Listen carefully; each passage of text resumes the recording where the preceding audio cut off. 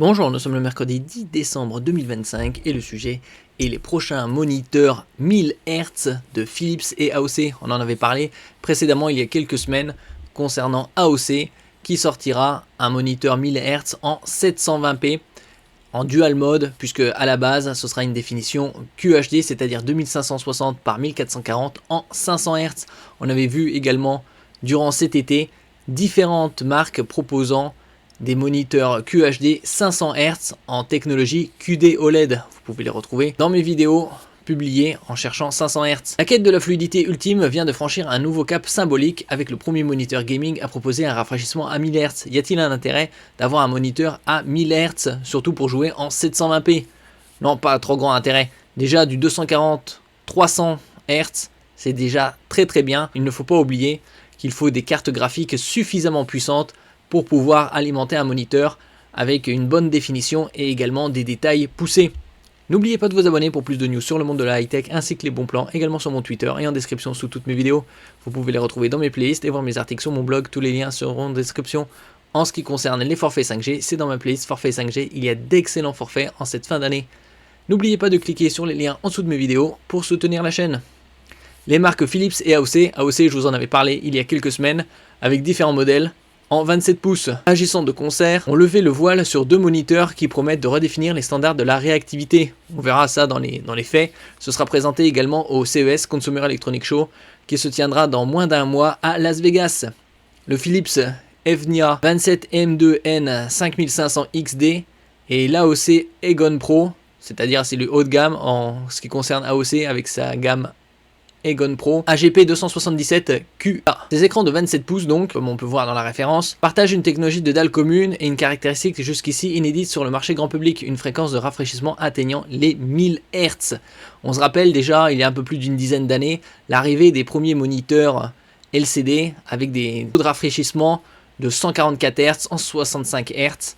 On est monté ces dernières années à 360 Hz, 500 Hz, comme par exemple ici le moniteur le plus intéressant de cette fin d'année, le Alien 27 pouces AW 2725D, un moniteur QHD, c'est-à-dire 2560 par 1440 en 280 Hz, technologie QD OLED, QD pour Quantum Dot, c'est un film nanométrique qui est appliqué à la matrice et qui permet d'étendre la zone colorimétrique reproduite par le moniteur. Ici une matrice OLED déjà très bien. Il est également compatible G-Sync de Nvidia et AMD FreeSync Premium Pro 280 Hz, 450 €. C'est le moniteur avec le meilleur rapport qualité-prix. Les autres moniteurs dans cette zone de prix, 450 €, sont en 240 Hz et il est garanti 3 ans. Je mettrai les liens bien évidemment en description.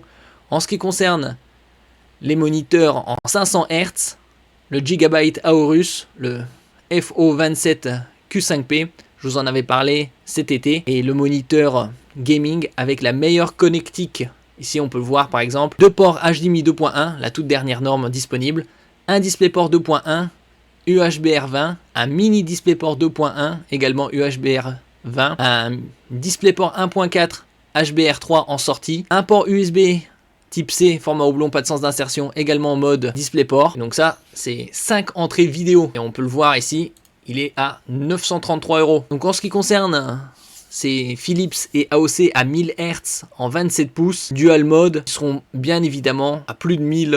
Vu que ce sera du LCD, ce sera probablement dans les 900 €, voire plus. Une prouesse technique certes, mais qui interroge tout de même sur son utilité réelle pour la majorité des joueurs, entre compromis sur la qualité d'image et bénéfices marginaux. Il faut avoir également, comme je disais précédemment, la carte graphique qui permette d'avoir autant de FPS. La technologie dual mode au cœur du dispositif. Le secret de cette performance réside dans une fonctionnalité dual mode. Par défaut, ces moniteurs fonctionnent avec une définition de QHD, c'est-à-dire 4 fois le 720p, 2560 par 1440 à une fréquence de 500 Hz. Et en soi un territoire réservé aux configurations les plus musclées et aux joueurs exigeants. Comme je le disais au tout début, déjà du 240 Hz, c'est déjà très fluide.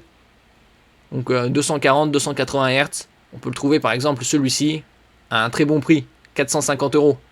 Y aura-t-il un intérêt de dépenser 900 €, 1000 € pour avoir du dual mode? Ici QHD 500 Hz et 720p 1000 Hz ou 1000 Hz 720p, alors qu'on trouve déjà des moniteurs en QHD 500 Hz. Là c'est technologie QD OLED à 900 et quelques euros. Mais c'est en activant le second mode que la magie opère. La résolution est alors abaissée en HD, ou c'est appelé 720p.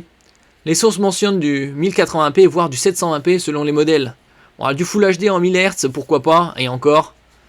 Déjà avoir des moniteurs en Full HD aux alentours de 360 Hz, c'est déjà très très bien, permettant à la dalle de doubler sa fréquence pour atteindre le seuil spectaculaire de 1000 Hz. Cette bascule logicielle offre donc un choix cornélien à l'utilisateur, privilégier la finesse de l'image ou la fluidité de mouvement absolu. La fluidité de mouvement absolu, il faudra voir dans les faits. Une avancée concrète ou un argument marketing? C'est plus du marketing puisque là on parle quand même de 720p en 1000 Hz ou Full HD. La question de l'utilité d'une telle fréquence se pose inévitablement. Pour la grande majorité des joueurs, la différence entre 144 Hz et 240 Hz est déjà subtile. Bon, déjà au-delà de 120 Hz, c'est déjà très très bien au niveau de la fluidité. Après, dépasser 300 Hz, y a-t-il un intérêt? Aller au-delà de 500 Hz et a fortiori jusqu'à 1000 Hz relève d'un gain marginal, potentiellement imperceptible pour le commun des mortels.